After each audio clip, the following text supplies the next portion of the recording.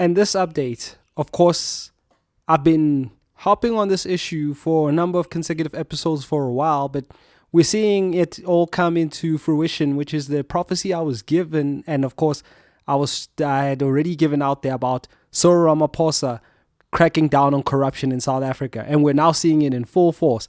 And if you remember what I actually stated, is that Cyril Ramaphosa is going to be in such control, especially when it comes to from within his own party, that he will have the upper hand. So notice that we just saw that there was the announced death.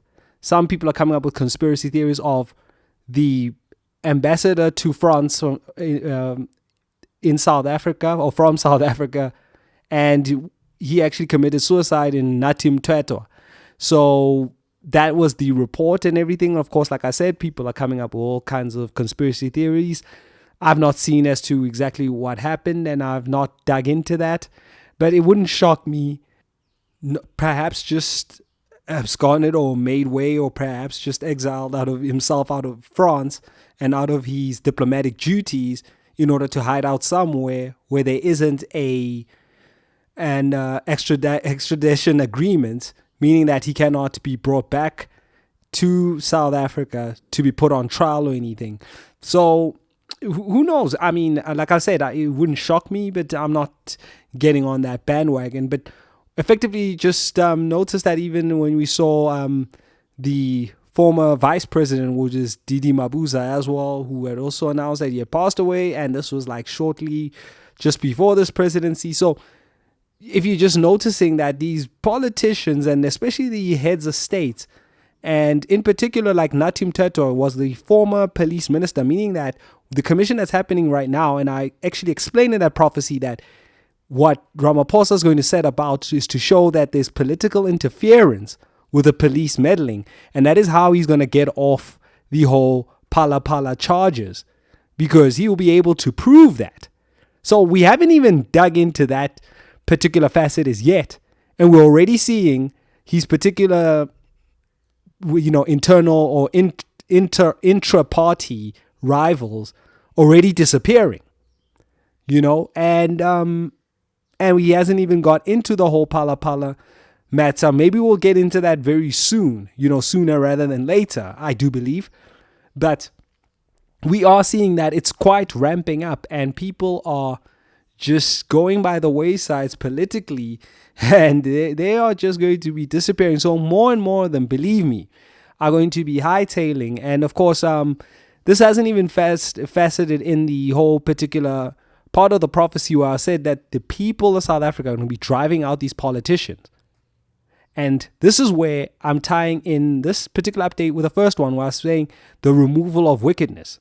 Because of state capture, God has to show that there is going to be a form of governance that has to say and has to do with removing wickedness before they spring about the sprouts of righteousness in his midst.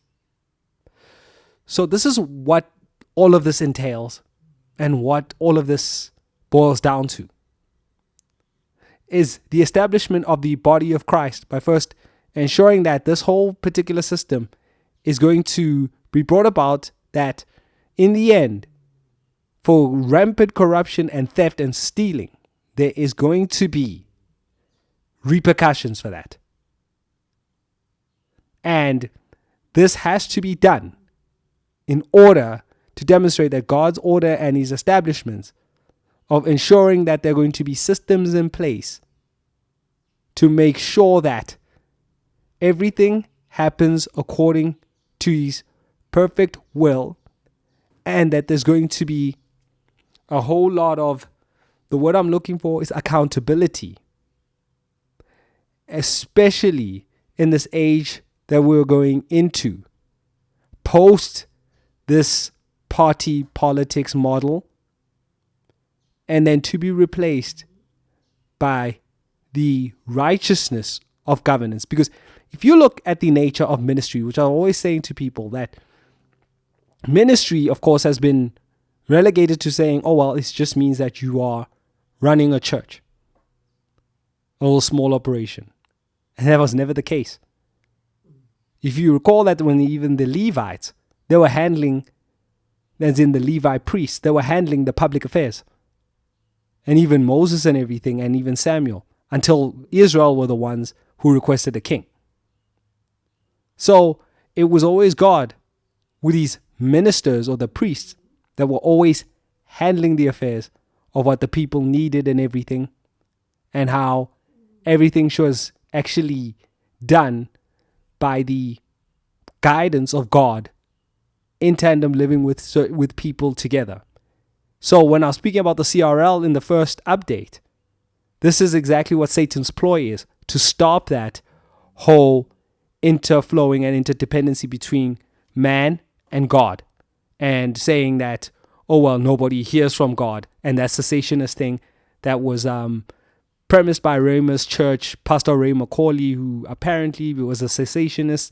And I'm like, well, how are you called into ministry if you're a cessationist? I don't understand. Like I was just explaining that I didn't put myself in ministry. God told me this is what I must do, and I'm doing it right now. Only because it was as a direct instruction, nothing else.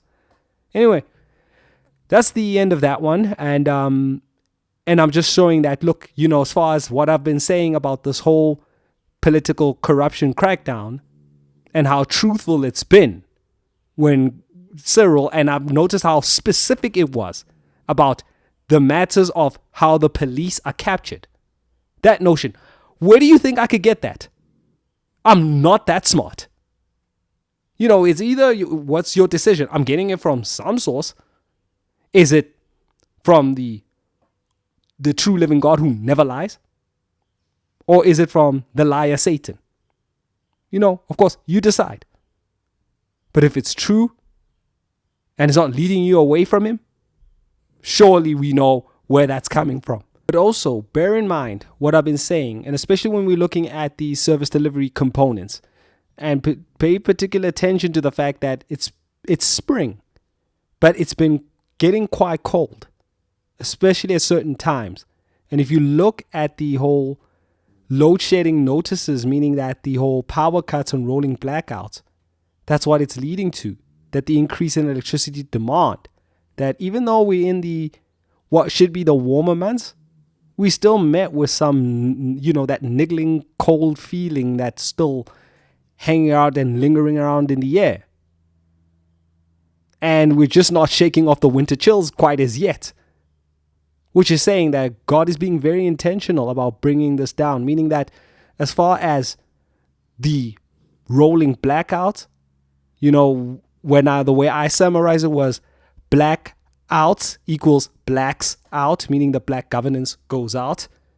And it's quite symbolic of that. And the whole destruction of ESCOM, or the end of ESCOM, will also signify the end of the African National Congress, or the ANC. But in this case, we know pretty much the ANC is pretty much dead now.